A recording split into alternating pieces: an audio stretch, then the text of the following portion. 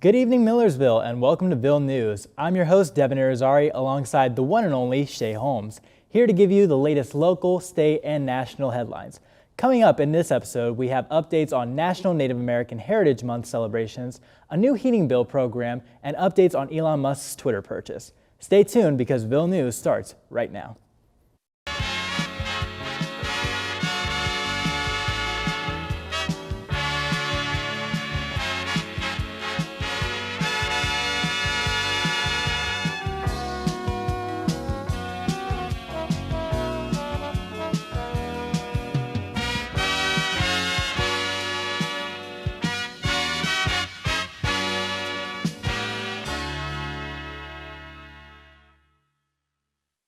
In light of National Native American Heritage Month, Millersville University is hosting two special programs to celebrate and observe. The first program is titled Art Heals, the Jingle Dress Project, which will feature a traditional Ojobi jingle dress performance through dance and music. The performance will be accompanied by an exhibit of photography by the project creator, Eugene Tape.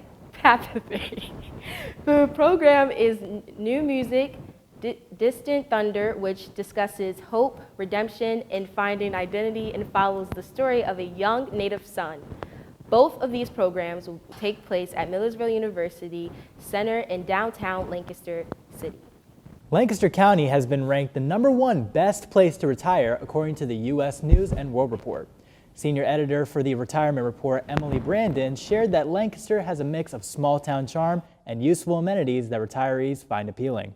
This is not the first time that Lancaster has scored high on the list. Last year, the county ranked 5th, and in 2019, Lancaster was ranked 1st. Local retirement communities in the county are excited about the rankings and to share the amenities and perks that they highlight. Chief Marketing Officer Scott Miller from Garden Spot Village said, quote, "It causes people to take a look, and as they do their research, they'll discover this really is a great place to retire," end quote. Retirement home employees and residents in the area collectively agree that the list proves what they have been saying for years. Lancaster is a great place to retire.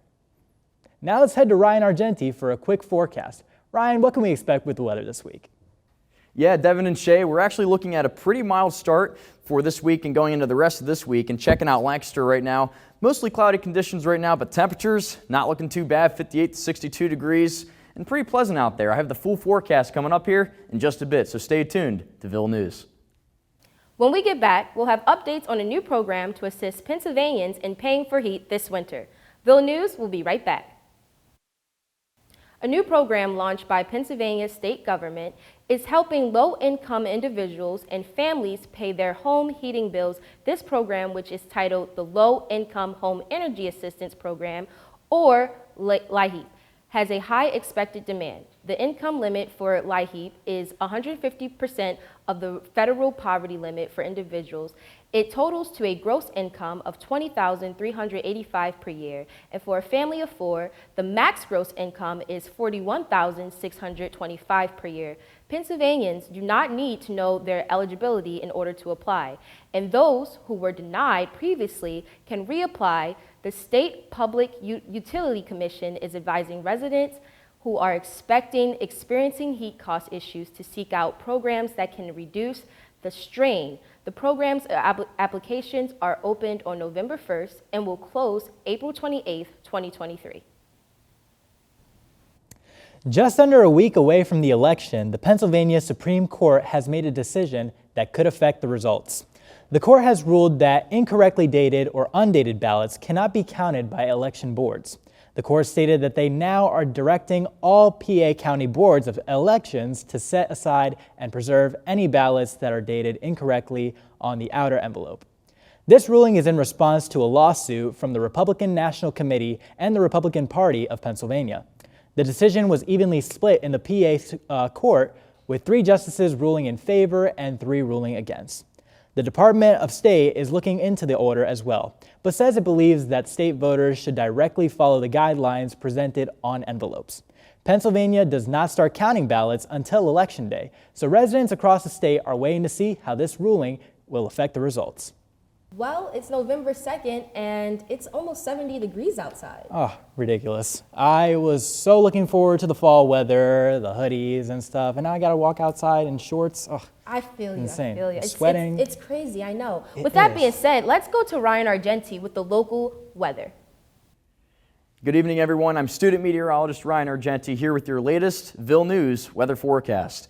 And taking a look over Lancaster City right now, not too bad right now. A couple lingering high clouds right now, looking pretty mostly cloudy right now over Lancaster. But overall, temperatures not looking too bad. 58 to 62 degrees over Lancaster right now.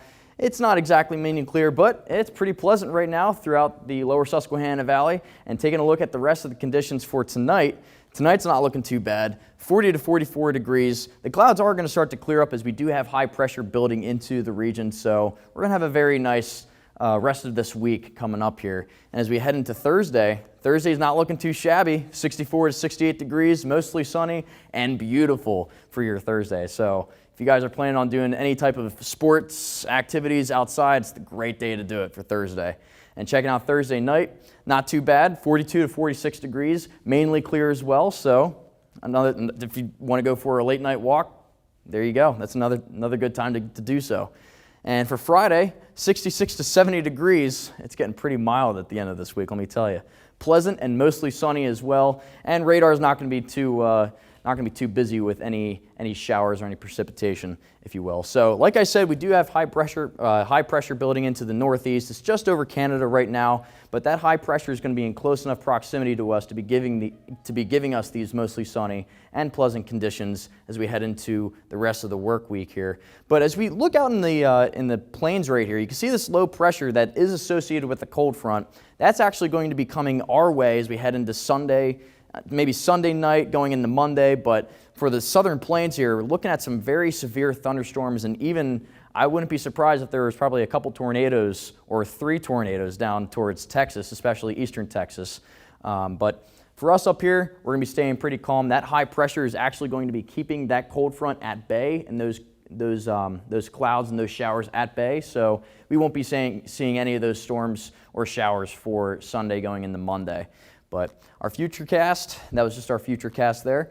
Wednesday, this is our 3-day forecast here. 68 degrees was our high today, 42 for our low for tonight. Thursday, 66 degrees for our highs, 44 for Thursday night's lows with mainly clear conditions. Friday, we're looking at 68 degrees for our highs, 54 low for Friday, mostly sunny again. And then checking out the rest of our 7-day outlook here, Saturday and Sunday, going into Monday and Tuesday, not looking too shabby. 70s all the way across the board and lows going into the upper 50s. So this weather forecast has been brought to you by the Millersville University Campus Weather Service. Visit us at millersville.edu/weather center for all of your latest weather updates. Back to you at the desk.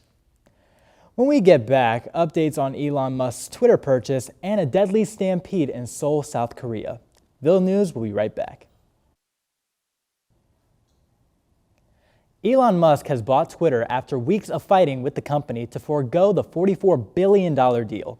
Musk announced that he was in negotiations to buy Twitter in April of this year, but backed out of the deal until Twitter sued him for refusing to go through with the purchase.